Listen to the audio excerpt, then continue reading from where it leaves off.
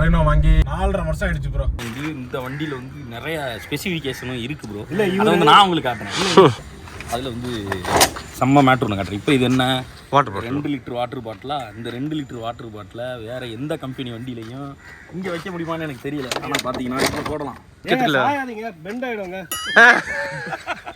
என்ன வண்டி என்ன ரொம்ப கலாய்க்கிறீங்க? வண்டி வந்து வண்டியை கலாய்க்கல, நம்மளே எடுத்துட்டீங்கன்னு சொல்லிட்டு நாங்களும் ப்ரோ நான் தான் சொன்னேன்ல, பார்த்தேன் வண்டி வந்து 5 பேர் உட்காரலாம், தாராளமாக அள்ளி போட்டு போகலாம். ஹைவேக்கு வேணா எந்த வண்டி வேணா வச்சுக்கலாம், சிட்டிக்குள்ள ஓட்டுறதுக்கு இந்த வண்டி வந்து நல்லா ஆட்டோமேட்டிக் இருக்கு, சூப்பரா இருக்கும். மைலேஜ் வரும். ஆட்டோமேட்டிக் டிரான்ஸ்மிஷன் ப்ரோ, காட்டுங்க. சிவிடி இல்ல நானா ப்ரோ வாழ்க்கையில ஒரு நல்ல விஷயம் பண்ணீங்க. என்னன்னா ஏஎம்டி வாங்காம சிவிடி பாத்தீங்களா? எவ்வளவு அறிவாங்க வாங்கியிருக்கேன், அதை நீங்க அதுக்கு பாராட்டுங்க. பெஸ்ட். ஏன்னா எனக்கு தெரியாது ஏஎம்டி சிவிடி பத்தி தெரியாது, ஏஎம்டி பத்தி தெரியாது. ஸ்லோப்ல எப்படி நின்னீங்க, எனக்கு அப்படியே ரிவர்ஸ்ல பின்னாடி ப்ரோ இல்ல சொன்னாங்க ப்ரோ, அப்படி நின்னா வராது, பின்னாடி வராது, சிவிடி வராது. ஆமா நின்னு பார்த்தேன். சிவிடி வந்து மோஸ்டா ஹோண்டால யூஸ் பண்ணுவாங்க. ஆமா ஆமா ஹோண்டாலயும் எலக்ட்ரானிக்ஸ். இதுல என்ன ஒரே ஒண்ணா டீசல் வண்டில ஆட்டோமேட்டிக் இல்ல ப்ரோ, பெட்ரோல் மட்டும் தான் இருந்துச்சு. அதனால தான் பெட்ரோல் அடிக்க மாட்டாங்க, ஏன்னா அந்த செக்மென்ட்டே பிரேக் பண்ணல ப்ரோ. ஆனா அது மொத்தம் நீங்க ஃபுல்லா என்ஜாய் பண்ணீங்க. 90,000 ப்ரோ என்ஜாய் பண்ணீங்க. 90,000 கிலோமீட்டர் இங்க பாருங்க. ஒரே நாள்ல வந்து வண்டி எடுத்தோம்னா இன்னைக்கு எடுக்கணும்னு வச்சுக்கோங்க, 3 நாள் 6 கிலோமீட்டர் ஓட்டி போய் வச்சிட்டோம் நாங்க. வண்டி எடுத்த டெலிவரி எடுத்த கையோட கோயம்புத்தூர் போனோம். நிச்சயதார்த்தத்துக்கு போயிட்டு அங்க அந்த வண்டி ஓட்டி சுத்திட்டு அங்க இருந்து நேரம், ஆமா அங்க இருந்து அப்படியே கிளம்பி திருப்பி திருச்சிக்கு வந்து சர்வீஸ் சென்டர் விட்டோம். ஆமா வீட்டுக்கே போலன்னு வச்சுக்கோங்க. சர்வீஸ் சென்டர் விட்டீங்க. இல்ல 6 கிலோமீட்டர் போனா வண்டி நிக்க வச்சு பழைய ஆயில் போட்டு தான் வண்டி கொடுப்பாங்க போல இருக்கு. அப்புறம் அப்பயும் புது ஆயில் போட மாட்டாங்க. இல்ல ப்ரோ, வண்டி போட்ட ஆயில் நின்றுட்டே இருக்கும்ல, அது ஒரு மாதிரி இருக்கும்ல, அப்புறம் ஃப்ரெஷ்ஷா போட்டு எல்லாம் நல்லா பண்ணுங்க அப்படின்னு சொல்லுவாங்க. அதுக்கு வந்து இந்த இது வாரதி வச்சிருக்கவங்க நீங்க வெளியவே சர்வீஸ் பண்ணிக்கலாம், இல்ல நீங்க வீட்லயே பண்ணிக்கலாம், இல்ல அந்த ஷெல் இருக்குல்ல உங்க கண்ணு முன்னாடியே மாத்தி தருவாங்க. ஆமா இதுல வந்து எல்லாம் ஆயில் மாத்தினதுக்கு ரீசெட் அதெல்லாம் பண்ண தேவையில்ல.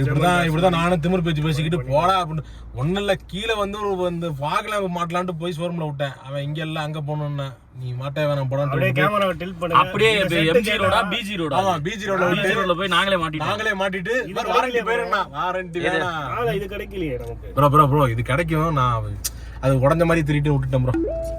அது உடஞ்ச மாதிரி தெரியும், அது ஒண்ணு சென்டிமெண்டா. இதெல்லாம் நம்பிக்கை வச்சு திரிறாங்க, மூட நம்பிக்கை வச்சு திரிறாங்க. அப்படி கிடையாதுடா, நான் ஒரு தடவை இப்படி அமுக்கிட்டேன், டாபால் நடுவில் அமுக்கி விட்டேன், அது உடஞ்சிருச்சு. அது மட்டுமா உடஞ்சிச்சு பாருங்க ப்ரோ.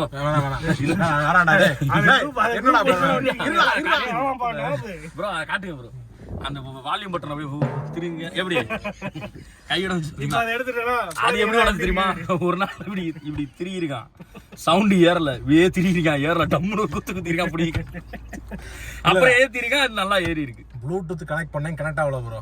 நானும் கனெக்ட் பண்ணிக்கிட்டே வரேன், 4 மணி அப்புறம்தான் தெரியுது வண்டி நிறுத்தினாதான் கனெக்ட் ஆகும் போல அப்படின்னு.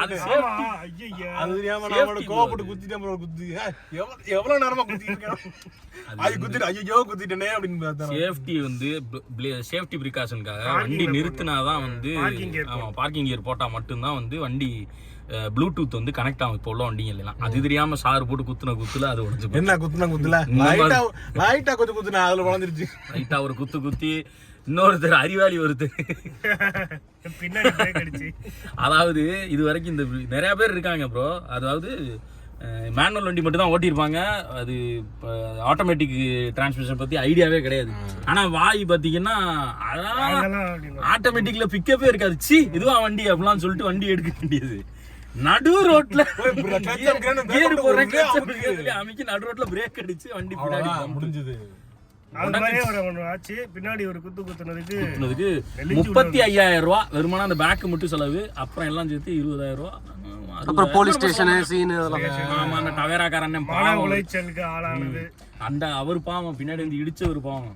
இல்ல அன்னைக்கு எஸ்கேப் என்னன்னா டக்குன்னு கியர் ஷிஃப்ட் பண்ற ஞாபகத்துல அவர் வந்து டக்குன்னு பிடிச்சி நியூட்ரல் போட்டாரு. அவர் கிளட்ச் அமுக்குறான்னு நினைச்சு பிரேக் அமுக்கிட்டு அது அமுக்கிட்டாரு ப்ரோ. அப்புறம் அது நியூட்ரல் போட்டனால வந்து தட்டினோட வண்டி நவுந்துருச்சு முன்னாடி. இதுவே பார்க்ல போட்டதுன்னு வச்சுக்க, இப்ப நீ இருக்க இடத்துக்கு வந்திருக்கும் அந்த இந்த வீல். அப்ப பின்னாடி இந்த 2 பேரும் இல்ல பார்க்ல போட்டீங்கன்னா கியர் பாக்ஸ் கலண்டு கீழே ரோட்ல விழுந்திருக்கும். கியர் பாக்ஸ் 2 பேர் பாடி ஆயிருப்பாங்க, அன்னைக்கு 4 பேர் போனாங்க, அது வேணா நடந்துருக்கு. இல்லடா வந்துருச்சு, கிட்ட வரைக்கும் வந்துருச்சு சொன்னாங்களே, அது காமிச்சாங்கன்ட்டு அப்புறம் பார்த்ததான் இல்ல ப்ரோ, அங்க பின்னாடி உங்க கால் வரைக்கும் வந்துச்சு ப்ரோ. அட கொய்யா ஸ்டெப்னி இருக்குல்ல, வீலோட இருந்துச்சு.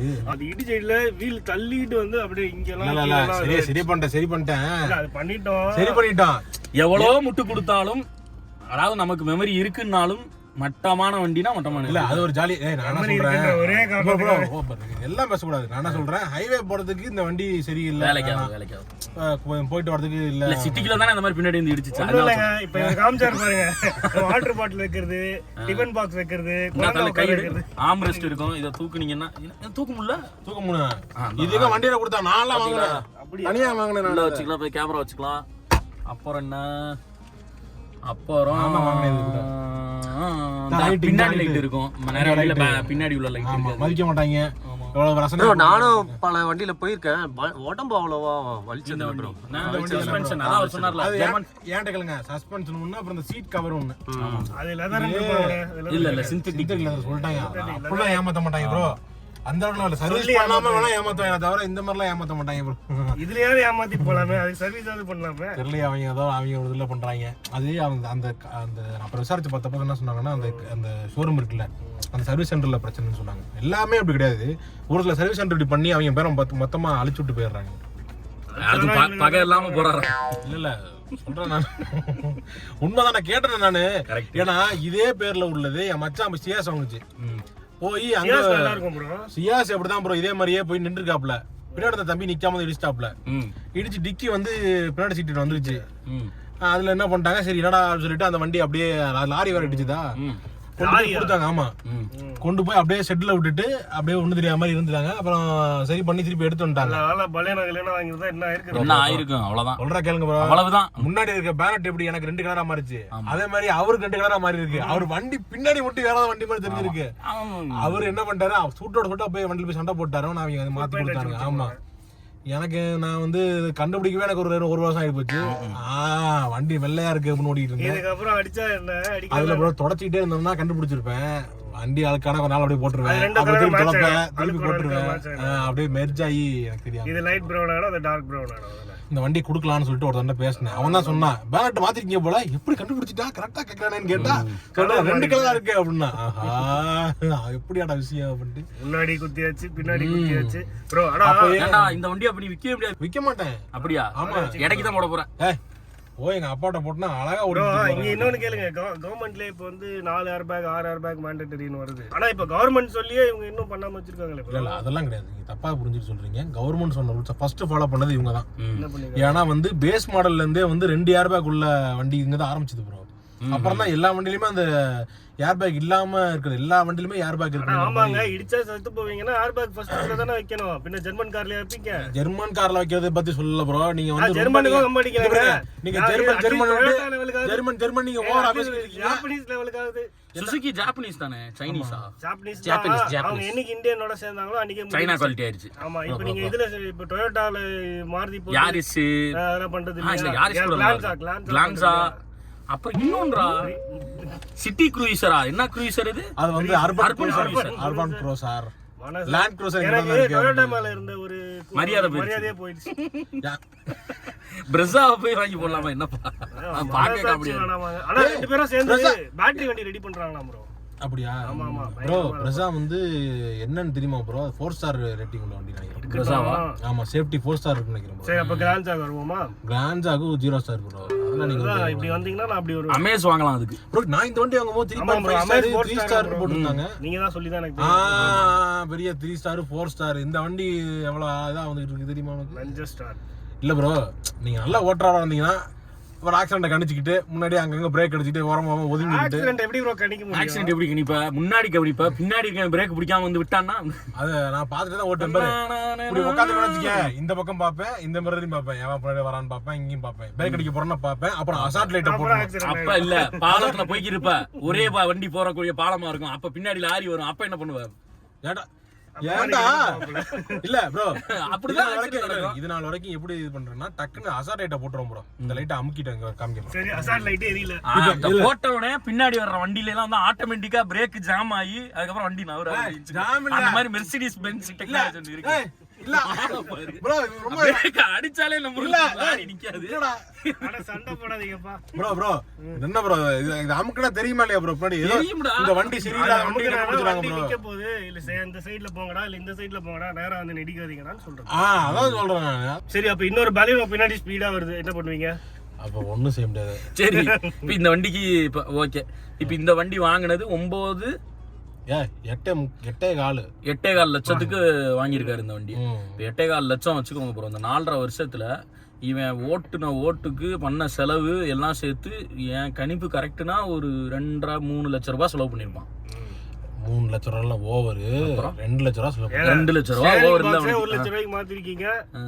ஆமா, அப்புறம் ஆக்சிடென்ட் வந்துரும் ப்ரோ. 3 லட்ச ரூபாய் குறைஞ்சதுக்கு செலவு பண்ணிருப்பான் ப்ரோ. 8.5 வச்சுக்கோங்க, 8.25 கூட வேண்டாம். செலவு பண்ணது நான் 11 என்ன காட்டுங்க ப்ரோ. செலவு பண்ணது நான் சொல்றேன் 2 ரூபா செலவு பண்ணிருக்கேன் ப்ரோ. 2 லட்சம் சரா 2ன்னு வச்சாலும் 8.25 வச்சாலும் 9.25 10.25 11 லட்சம் ரூபாய்க்கு நீங்க ஒரு வண்டி வாங்கணும்னா never choose this type of vehicles. அவ்வளவுதான். இந்த வண்டியை வாங்காதீங்க. இந்த தமிழ்ல சொல்றேன், 11 லட்சத்துக்கு ஒரு வண்டி வாங்கணும்னா தயவு செய்து நல்ல வண்டியா போய் வாங்குங்க. இது இல்ல யோசிச்சு, ஏன்னா எங்களுக்கு அறிவு இருந்துச்சுல வாங்கிருக்க மாட்டோம். கொஞ்சம் யோசிச்சுக்கோங்க. ஏன்னா இப்போ அடிபட்டு ஹாஸ்பிடலுக்கு செலவு பண்றது கொஞ்சம் வண்டிக்கு சேஃப்டி தான் முக்கியம். ஒண்ணும் தப்பு இல்ல. சேஃப்டி ரொம்ப ரொம்ப நினைக்காதீங்க. என்ன கேளுங்க, நிறைய பேர் எக்ஸ்பிரஸ் எடுத்துக்கிட்டு லாங் ரைடு போறேன்னு போறாங்க. அவன பைக் எடுத்து இல்ல பைக்லயே போயிடலாம். இல்ல நான் கேக்குறேன், போறது அவங்க விருப்பம், அது அவங்களோட இது பாத்துக்கிறாங்க, ஏதோ பண்ணிக்கிறாங்கன்னு வச்சுக்கோங்க. நான் என்ன சொல்றேன், ரோட்டுக்கு நடுவுல இருந்து அப்படி போறாங்க, மை டாட்ஸ் ரோட் அப்படின்னு சிகரெட் ஒட்டி போனா என்ன அர்த்தம்? எங்கேயுமே போதும் பாத்தீங்க. அந்த மாதிரி ஆல்டோ 800 வச்சுக்கிட்டு 2 லாரிக்கு நடுவுல போறது சின்னதா இருக்கான், போயிடலான்னு போறாங்க. அது என்ன பண்ண சொல்ற? ஸ்பீடு போகுது அப்படிங்கிறாரு. கேட்டா பிரேக் நிக்காதே, ஏன்னா வெயிட் இல்ல, அதனால ஸ்பீடா போகுது. அப்ப பிரேக் அடிச்சா நிக்காது, ஏன்னா வெயிட் இல்ல. காத்துல அப்படின்னா பறந்துருது ப்ரோ. சத்தியமா நினைச்சு ப்ரோ, ஏற்கனவே சொன்னல, நல்லா போயிட்டு இருந்தேன். பக்கத்துல ஒரு ஃபார்ச்சுனரோ இது எண்டேவர் நினைக்கிறேன், இது போனா ஒரு நிமிஷம் எனக்கு இப்படி போயிருச்சு கை. அம்மா அப்ப என்ன அம்மா சரி இறுக்கி பிடிக்க விட்டு உனக்கு என்ன சரிங்க பிடிச்சி அது ஒரு 90ல க்ரூஸ் பண்ணிட்டு போய்க்கு இருக்கோம். அப்ப எல்லாம் அப்படி இப்படியேவா போவாங்க. இல்ல நீங்க ஸ்டேரிங் பிடிக்கலனாலும் காத்துல கார் இழுக்குதுடா. இழுக்க ஸ்டேரிங் வீல கொஞ்சம் ஸ்டடி பண்ணி ஓட்ட வேண்டியது. சரி, அப்ப இவ்வளவு பேசுறீங்கல்ல, பலியனோனா என்ன சொல்லுங்க ப்ரோ. இத்தாலியில வந்து என்னப்பா அது ஃபிளாஷ் ஃபயர் வந்து வேற ஏதோ பேர்ல வந்துச்சு ப்ரோ. இத்தாலி மீனிங் பார்த்தேன், இக்னைஸா ஃபயர்ங்கிறது லாட்டின்ல ஃபயர், இத்தாலியன்ல வந்து ஃபிளாஷ் ஃபயரா இருக்கலாம் மேம்னுட்டு. ஃபயரா ப்ரோ நான் கூட உனக்கு வந்து பேர் வச்சிருக்கேன் ப்ரோ, வெள்ளையன் அப்படின்னு பேர் வச்சிருக்கேன் ப்ரோ. வெள்ளையன் வச்சிருந்தேன், நானே வச்சேன். இல்லையா எல்லோ கலர் லைட்டானே ப்ரோ அவன் வெள்ளையானா நான் என்ன சொல்றேன், இது வந்து வெள்ளையா இருந்தது. புல்லட்டுக்கு பேர் வந்து வீட்டோ. ஆமா ப்ரோ வரும் ப்ரோ, வீட்டோ இல்ல கொடைக்கானல் ஒரு சீக்ரெட் சொல்லிடலாம். மனநலம் பாதிக்கப்பட்டவர் யாரும் தப்பா எடுத்துக்காதீங்க. கொடைக்கானல்ல ஒரு வாட்டி வந்து நாங்க ஒரு ட்ரிப் அங்க போயிருந்தப்போ நைட்டு நாங்கெல்லாம் வந்து இவரை காணும் வெளில போய் பார்த்தா பனியில வந்து இவரு கார் கூட கார் வாங்கின புதுசு தனியா பேசிட்டு செல்லக்குட்டி அப்படின்னு பைத்தியம் எல்லாம் சொல்லாதீங்க கார் பைத்தியம் இல்ல அப்படி ப்ரோ. அந்த ரோட்ல வண்டி போகுமானே சந்தேகமா இருந்தது. ஆனா ஆஃப் ரோடு போற மாதிரி போயிட்டே இருக்கு வண்டி. அதை பாட்டு வெயிட் இல்லனா எனக்கு ரொம்ப சந்தோஷம். இந்த வண்டி அழகா வந்துருச்சு இவ்வளவு தூரமா அப்படின்னு சொல்லிட்டு ஒரு சந்தோஷத்துல போய் பகிர்ந்துட்டு இருந்தேன். அதை பார்த்துட்டு கேளுங்க, ஆஃப் ரோடிங் வண்டியில வந்து எப்பவுமே அந்த வெயிட் பேலன்ஸ் பக்காவா எல்லா வீலுக்கும் இருக்காது, ஏன்னா பிரஷர்ல இறங்கிடும். இந்த வண்டி ஏதாவது செய்யணும், வெயிட் பேலன்ஸ் இல்லாத அப்படியே ஃப்ளோட் ஆகி போயிடும். கொடைக்கானல் போனோம் ப்ரோ. கொடைக்கானல்ல அப்போ வந்து வண்டி இறக்கிட்டோம். உள்ள இறக்குனா உள்ள போனவனா திருப்பி வந்துட்டு இருக்கானுங்க. எப்படிங்க வரீங்க, உள்ள பார்க்கிங் கிடைக்கல, அதான் அங்க திருப்பி வந்துட்டு இருக்கோம் அப்படின்ட்டு இருக்காங்க. என்னங்க இவ்வளவுதான் போயிட்டு இருக்கு அப்படின்னு பார்த்தா ரொம்ப எட்ஜ் ப்ரோ. அது பக்கம் எட்ஜில் அப்படியே இருக்கு, இந்த அது பக்கம் பள்ளமா இருக்கு, அப்படியே எட்ஜிலேயே ஓட்டுற மாதிரி ஓட்டிட்டு போயிட்டு திருப்பலான்ட்டு போனேன். வண்டியை யூட்டன் போட்டா பின்னாடி வீடு சரக்கு சருகுது. அதுக்கு அந்த பக்கம் கீழே கடிக்கட்டா போகுது. ஏதோ டால்பின் ஹவுஸ் கீழே இருக்கும்ல, அது பேர் மறந்து போச்சு. அங்க இறக்க போகுது.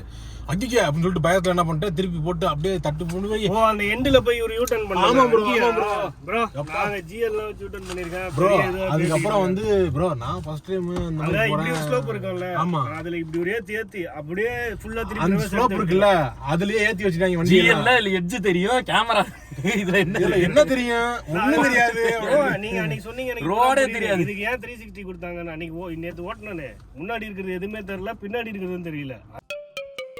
அப்புறம் பாருங்க எவ்வளவு இந்த சம்பவம், அந்த ரிவர்ஸ் எடுத்தது, அப்புறம் வந்து அந்த மாதிரி ஆஃப் ரோடிங் ஓட்டின மாதிரி வண்டி ஓட்டிட்டு போயிட்டு வந்தது, இவ்வளவு விஷயம் நடந்திருக்கேன். ஆனா அது என்ன உண்மை ப்ரோ, இந்த வண்டி வந்து எங்கேயோ நிக்கல. அழுகை, சந்தோஷம், லவ், அப்புறம் பாத்தீர்கள் கொரோனா, ஆமா, இன்னும் எவ்வளவோ பாத்துருச்சு. அப்புறம் வேற என்ன பண்ணோம், ஷூட் அப்பலாம் இதுதான் கேரவன். ஆமா ஆமா, இதுல பின்னாடி ஆனா 3 பேர் ஆனை போட்டுட்டு தூங்கிடுவான் வண்டியை சைடுல தூக்கிட்டு. சேஃப்டி தவிர மித்த எல்லாமே செமையா இருக்கு. அது மட்டும் bro, தான் bro. சேஃப்டி, பிரேக்கிங், என்ன பிரேக்கிங் என்ன மூணு வேணானா என்ன மூணு வேணாம் என்ன வேணாம் ப்ரோ தண்ணி பாட்டில் வைக்கலாம். ப்ரோ செத்த பிறகு அதை எடுத்து ஊத்தலாம். என்ன ஊத்தலாம் பால் வைக்கலாம். நீங்க தேவையில்லாம ஜாம்பி படம் ஷூட் பண்ணப்பலாம் வந்து இதுதான் கேரவன், இதுல தான் படுத்து தூங்கும். அன்பு உனக்கு ஞாபகம் இருக்கா? ஆமா. அன்புதாசன் வந்து வருவாப்ல, மாப்பிள அப்படின்னு 3 பேரும் உட்காருவா, அப்படியே படுத்து தூங்கிடும். அப்படியே படுத்து தூங்கிட்டு ஷார்ட் ரொம்ப டக்குன்னு போய் பாட்டு கேட்டு போயிடுவோம். அப்படியே அது ஒரு ஜாலியா இருந்துச்சு. நான் சொல்றேன் நல்ல விஷயங்கள்லாம் நடந்திருக்கு. சும்மா 3 விஷயம் 4 விஷயம் சொல்லிட்டு அதெல்லாம் மெமரிஸ். அது மெமரிஸ். என்ன சொல்றேன், அது இந்த வண்டி இல்ல, நீ எந்த வண்டி வச்சிருந்தாலும் அதுல அந்த மெமரிஸ் இருக்கும். ஆனா அதுக்குன்னு வண்டிக்குலாம் வக்காலத்து வாங்க கூடாது. சிம்பிளா டைம் நல்லா இருக்கு. வண்டி நம்ம டைம் நல்லா இருந்திருக்கு. நல்ல வண்டி அது என்னவோ உண்மைதான் ப்ரோ. டைம் நல்லா இருந்ததுனால தப்பிச்சோம். இருக்கீங்க ஏன் ப்ரோ வண்டியை பத்தி அது வண்டி 90 கிலோமீட்டர் ஓட்டிருக்காங்க, அழகா ஓட்டிருக்கா. அதை பத்தி ஏதாவது வேணா ஒத்துக்கலாம் ப்ரோ. 90,000 ஓடி இருக்கு. அப்படி இருக்கு. உங்களுக்கு விதி இருந்துச்சுன்னா 90,000 வரைக்கும் இருக்கு. ஆமா, அதான் அர்த்தம். சரி பாய்ஸ், இவங்க இன்னைக்கு முடியற மாதிரி தெரியல. நாங்க கண்டினியூ போயிட்டு நாளைக்கு வாங்க, அதாவது வேற ஏதாவது வீடியோ வாங்க. ஆமா ஆமா. கேமரா பண்றீங்க, போங்க ப்ரோ, நான் கிளம்புறேன். எடு